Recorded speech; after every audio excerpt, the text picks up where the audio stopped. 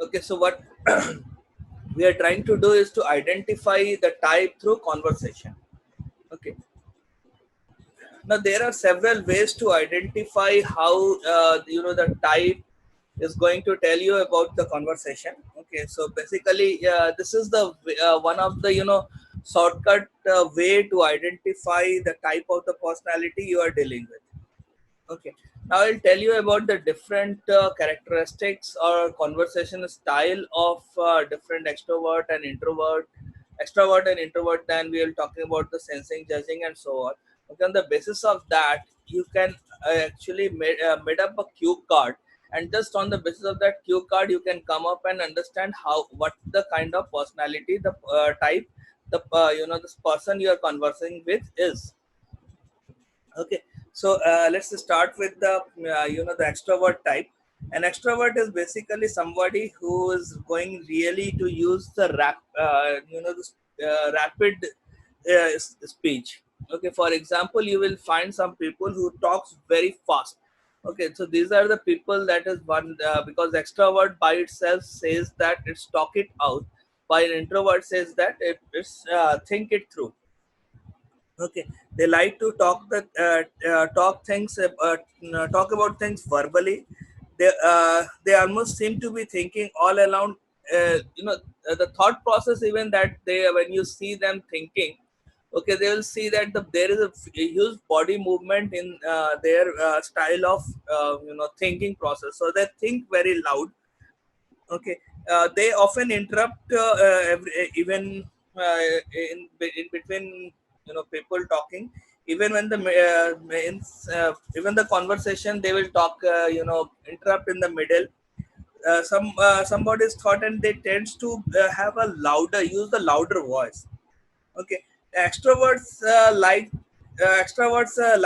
they are to want to be the center of the attention. Okay, so whenever they will be talking, say if you are taking a group discussion, you will find that there will be some person in the group discussion itself who will be talking loud. Okay, who will be the rate of speech will be higher. Okay, and try to interrupt when the other person is are speaking. Okay, so if that thing happen, okay, so these are the some of the symptoms that you can pick up as a clue. Okay, to identify that the person is an extrovert. Okay, in contrast, the introvert will like to pause, need quiet times when conversing with any person.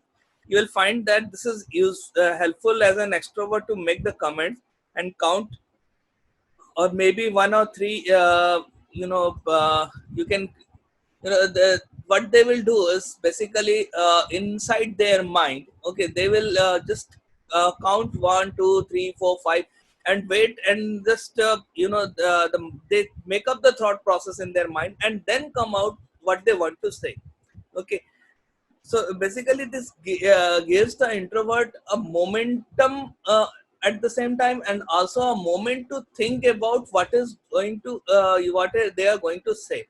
Okay, they usually have the the voice volume is quite low. Okay, and they use shorter sentences, they do not use the longer ones. Okay, coming to the next your type is basically sensing and intuition. Okay, sensing prefers to look for specifics, and they want step by step information or the instructions or detail of instructions. Okay, they are, most of commonly they are going to ask what something or why something is happening.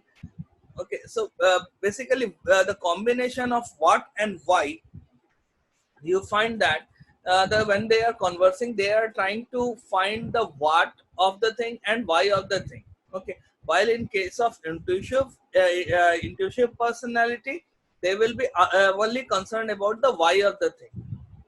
Okay, in case of sensing, when they will be telling about something, if you ask them a question that tell me about last event that happened, they will the sensing people will explain it step by step and give you the step by step information.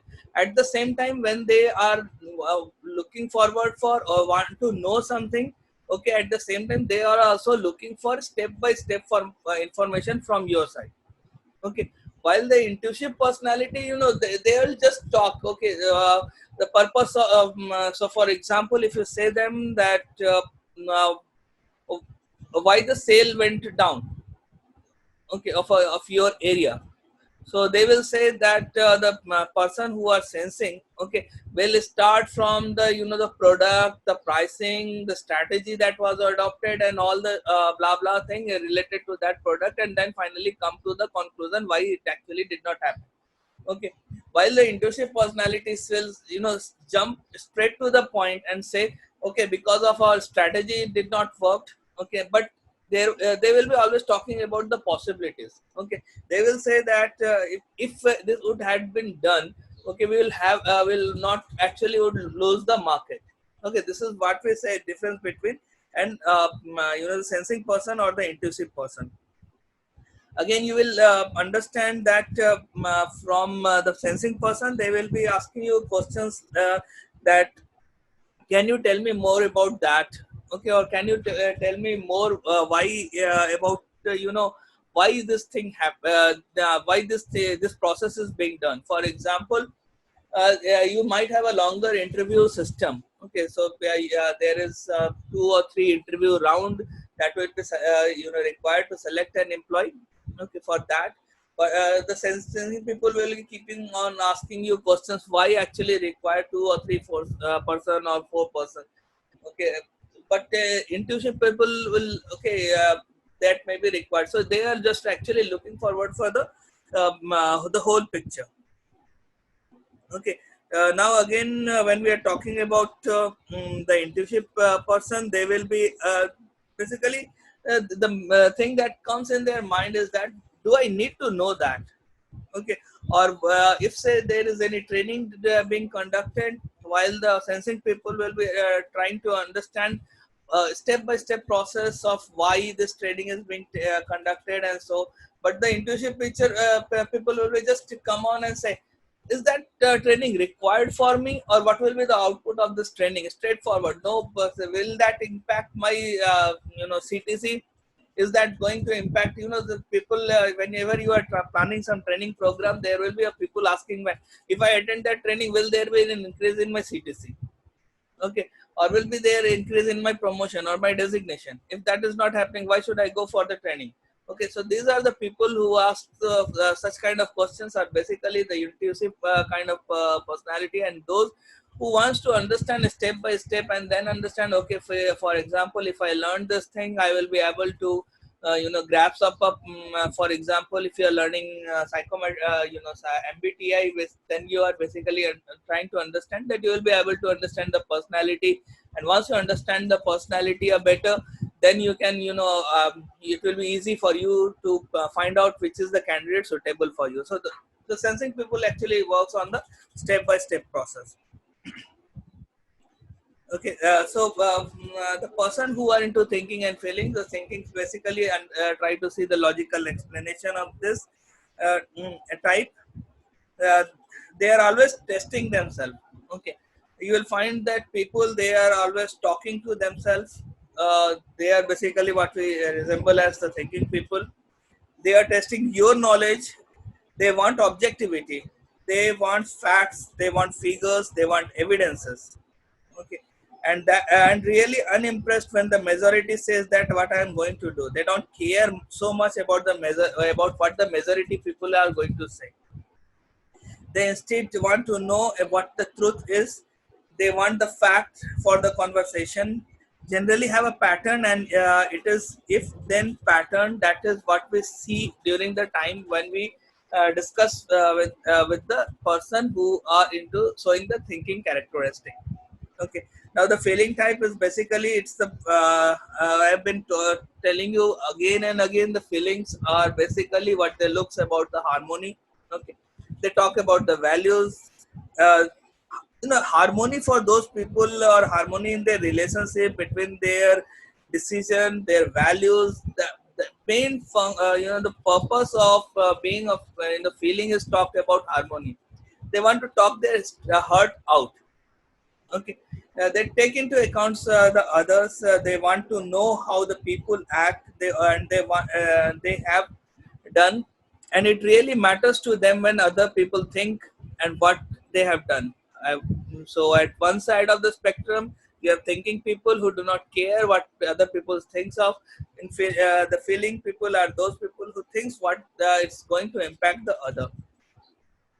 Okay, so we have got the judging people and the perceiving people. Judging people likes closer. They have the preferences for they are, have a great joy out of it, and they can make the decision. It's euphoric for them and feeling to them. In contrast, perceivers are have a great joy through the processes. They want to collect as much as information and as they can be, and that then they realize and gathering the much information. Basically, when we talk about judging preferences, these are the people who are impatient and long with long description and procedures. And sometimes you will get that the feeling that they are trying to work too quickly, and they want you just to hurry up and make some decision, because of this tendency they decide prematurely and have some on some of the topics some of the topic.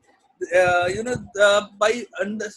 can just keep some cue card on this. Okay, just for example, when you receive this PPT with you, okay, you just keep a cue card, make a cue card out of that, and just keep on taking up the different characteristics which are there in your different personality type, and you can get at least 60% probability that the whatever you will be judging on this basis, okay, is going to be correct. Okay, so rather than trying up to get into the entire of the process of MBTI test, and then you ask them that you have taken too much time, it should not take this much of time. Okay, are you sure that whatever you have said in your test, or you have selected the options of first option or second option? So you do not need to actually think about that. You just can carry the information about the different types or different traits, or understand the spectrum, and then on the basis of that spectrum you can actually identify what kind of personality you are there. Okay, the next part is that all you know that you have understood about the kind of personality is that, so many of our friends are there into learning and development. Okay, so those who are into learning and development, there is a process by which you can identify what kind of learning style the person is, and on the basis of the learning style, you can just go and design the learning part. So all people do not actually, there are people who will go, who will love to be in the classroom and take the sessions, or be in the classroom. Rather, there are some people who can go for the online classes. There are some people who go for doing the actually doing the research and development, and then try to understand of that. Okay, now if you remember that we have got the middle two part, that is the entire function is the second function, and the third function of your MBTI type that actually decides your learning style. Okay, so on the basis of that, the person can be either ST, SF, and NF, or NT. Okay, so the first part is your sensing and intuition, and your third in the hierarchy is basically your thinking and the feeling type. Okay, so depending upon the whether the person is an ST, SF, NF, or NT, they have got a different learning styles and functions, and on the basis of learning style and function, you can identify what kind of learning style or learning processes that you are going to design would be better for them. Okay, now this learning style also gives you an opportunity to decode those people and understand what kind of employee engagement you can design for them. Okay, so this learning style does not only considers about the learning styles of the individual, but also helps you to design the employee engagement activities, because there will be some people who likes to go into the parties, and then there will be the people who likes to study a more. Okay, so it depends upon the learning styles. You can also utilize the same thing in understanding and decoding basically their their employee engagement activities. Okay, so ST is going to be the part of our sensing and thinking, and they are interested in facts. Okay, they want any facts. They want the facts, that the practical things, real things. They want useful practical information about everyday activities, and they need in some kind of applications. If they are not able to find applications of them, they will not actually stick to those kind of training program. They like activities, like they like doing the things with their hand. They need to be precise, step by step instruction. We talked about this. Okay, especially they were especially in the logical practical reason to do something. So when you are finding people that these are basically the why people. Why do I have to know this? Why do I need this? What? Why I am going to learn this? Why I am going to use? Where I am going to use that? And they when they were talking about this, they want the teachers to be fair. Okay, fair in the sense that they give some proper feedback to them, whether it is negative or positive hardly matters, but they need the faculty or the person or the trainer or the facilitator, in the way they you call them, they want them to be fair to them. Okay, they open or say clear cut says that this is the issues with you, and not so on. Okay, the SF are used. They also use the practical information about the people, and they wanted to be in the the friendly environment. See the S part of that. Okay, sorry, F part of that. That is feeling. Okay, they like to be. They like doing, and they like their hands activities, and as well as just like those STs, but they want to be able to do it with people. They are going to they are also going to need a precise step by step instruction, but not like that of the STs. Okay, uh, they like frequent interaction with the peers and with their teachers, and they want approval. Okay, so when they are starting something, they would like to have an approval from the teacher. Okay, they love positive feedback. Okay, so in case of STs, they like the feedback to be the open, be it positive or negative. But SFs would like to have positive feedback. If you keep on giving negative feedbacks or areas of improvement on a constant basis, they are not going to be in your training room for a longer duration of time. Okay, now they want support, they want recognitions from their teacher. Okay, uh, now let's come to the next one, that is NF. NF is basically intuitions and the feeling type, and is going to be interested in new ideas and how to understand people's symbols, metaphorical activities, and they like to be more of an imaginative. Okay, because by the the thing that they are intuitive. Okay, while the other person is sensing. So if you remember, we talked about the characteristics of sensing and intuition. Okay, so we saw that the sensing people basically are using the five senses of our body, while intuitive personality basically are thinking about the the sixth senses, or they are more concerned about the thinking about them with the hunches. Okay, so they that's make them more of a the imaginative person. They want harmony. They are going to need general direction. They don't want the step by step direction.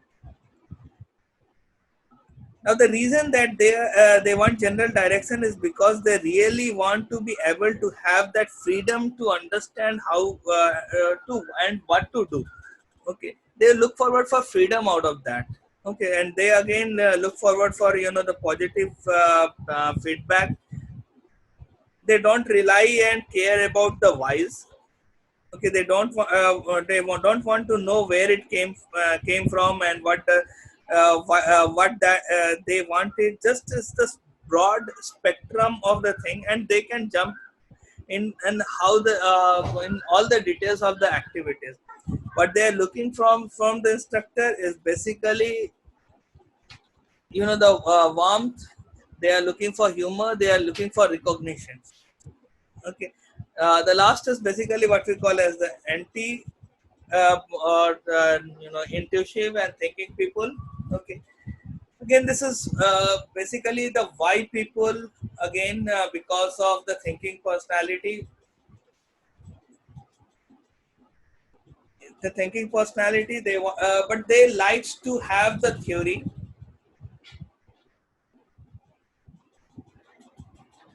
They like to talk about the theory. They are going to learn the best through understanding the theory. Okay, so honestly speaking, they are the people who can sit in your lecture room for long and long duration of the time. Okay, the more you will come with the what the other person, or what the other research scholars have told you, what the theories are all about. Okay, they will be keep on be there. Okay, so at one time side of the spectrum, you have got the ST people who talks about the practical things. Okay, the antis are basically the people who loves to be on the theory. Okay, they are intellectual. They challenge them, and they have the freedom to work in. And what they are the person who actually respect the teachers. Okay, so, yeah, there will be persons who actually says ki, what the teacher has taught us. There is no, the teacher is not good or anything like that. While the anti people will be those people who will be actually understanding and trying to understand. Yes, the teacher has very good, was very good, but at the same time the anti people actually keep on checking the competencies of the faculty or the teacher or the facilitator. They are not going to accept a person who has got a competence layer less than what they have. Okay. And on the basis of that, come and say that yes, we are not this person is not competent, and because they are not competent, I'm not going to you know uh, being taught or facilitated by him or instructed by him. Okay, but once they see that the person has got a competence that is required, they start respecting the teacher, and at the same time they also expect that this teacher or the facilitator also respect them. Okay, so this is an overview of basically what MBTI is all about. So I think by this much of information, you will be able to identify the personality type of yourself as well as the personality type of the other individual. Okay, so you'll be able to design a proper learning style for them, how the learning process will be taking place. Okay, and then we will be also working on the employee engagement activities and design the employee engagement activities of them. Okay, so for MBTI, this much of information is in initially level, we can say, that is sufficient for you. Okay, great.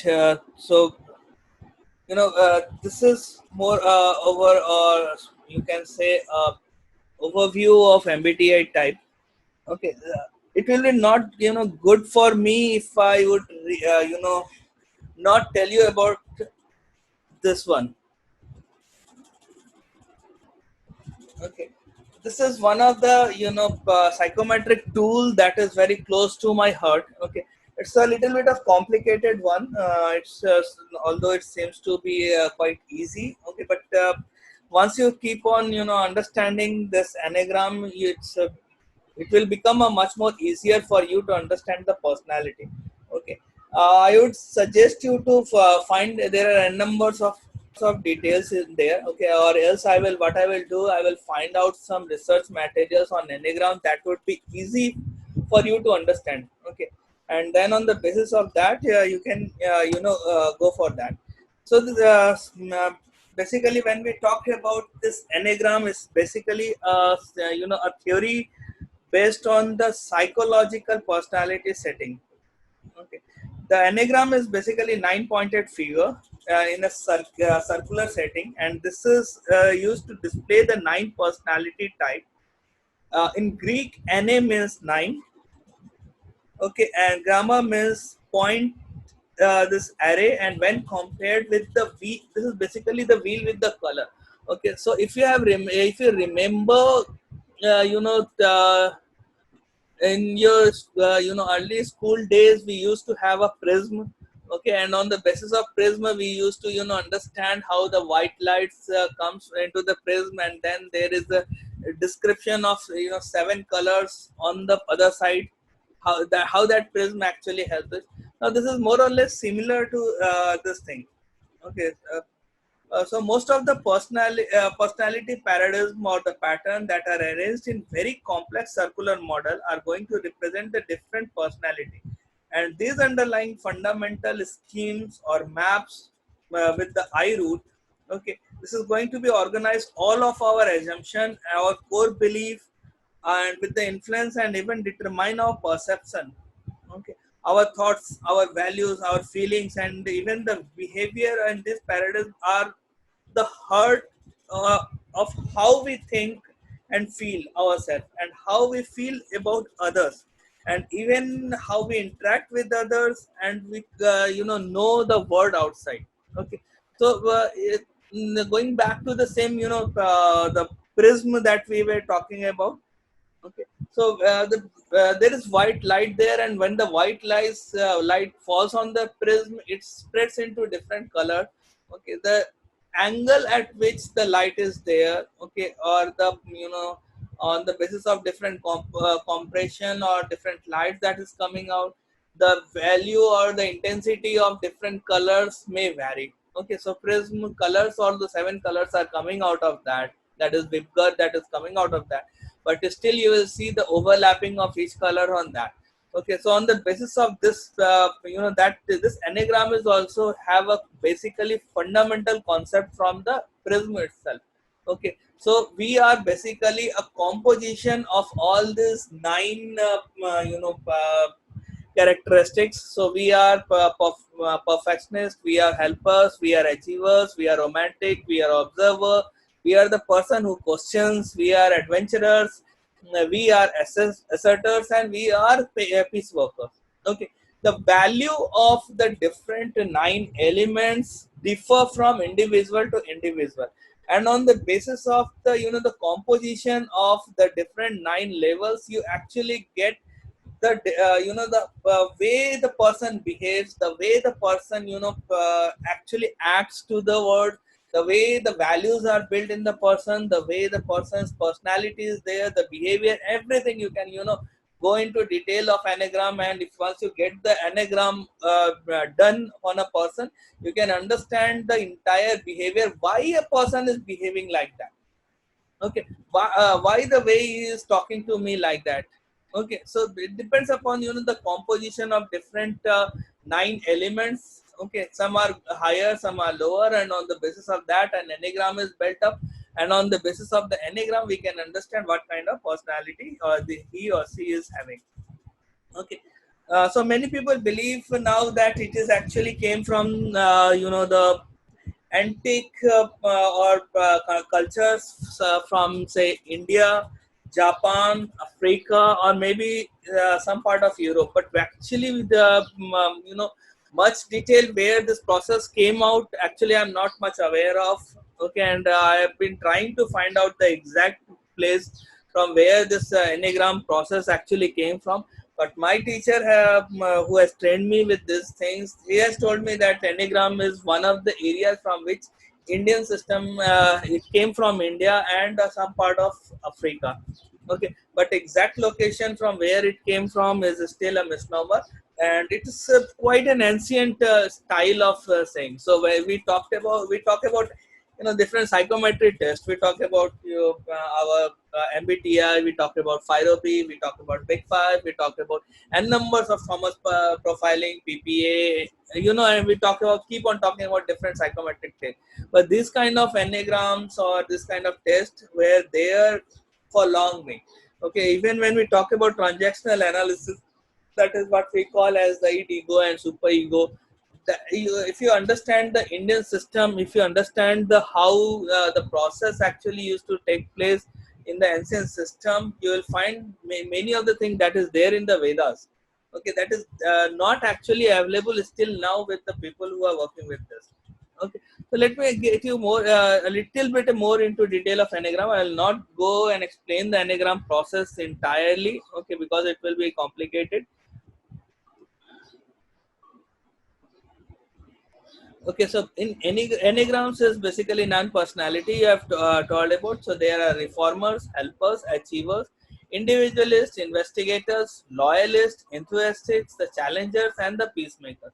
Okay, the a personality of the individual will be the combination of this. Basically, so many a times those who are those who are into going into part of that is basically many people misunderstand that it is an individual personality type, but it's not actually the individual personality type. It's basically the combination of different things that will make your personality. Okay, so this is the combination of that. Okay, if we connect with MBTI, you will find that the different zones actually or the different personality type actually has got some relationship with your enneagram. For example, we talked about ENTJ and ESTJ, though are extrovert. Okay, and being the person who are more of a thinking and judging. Okay, see the TJ in the last. So the people are thinking and judging. So these are the people who are more of a perfectionist style. Okay, now those person who have got the feeling part, SNF. Okay, there is a feeling part there. Okay, so those who are the feeling, that is they have the warmth.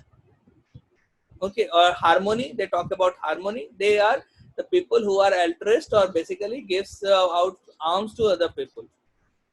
Okay, they used to donate to different people. Okay, so similarly the entire MBTI process can be arranged according to also on the basis of enneagram. Okay, because enneagram it's individually such a strong psychometric tool, but still it has been researched very less on enneagram, because once much research and more people will be working on enneagram, it will, I assume that it will be one of the best psychometric tool that would be available. But as since it's quite ancient, so much of the details are not available. Okay, researchers are working constantly on the enneagram, and they are trying to find out the best way to uh, get the things clear, get more detail about the enneagram personality and working on that.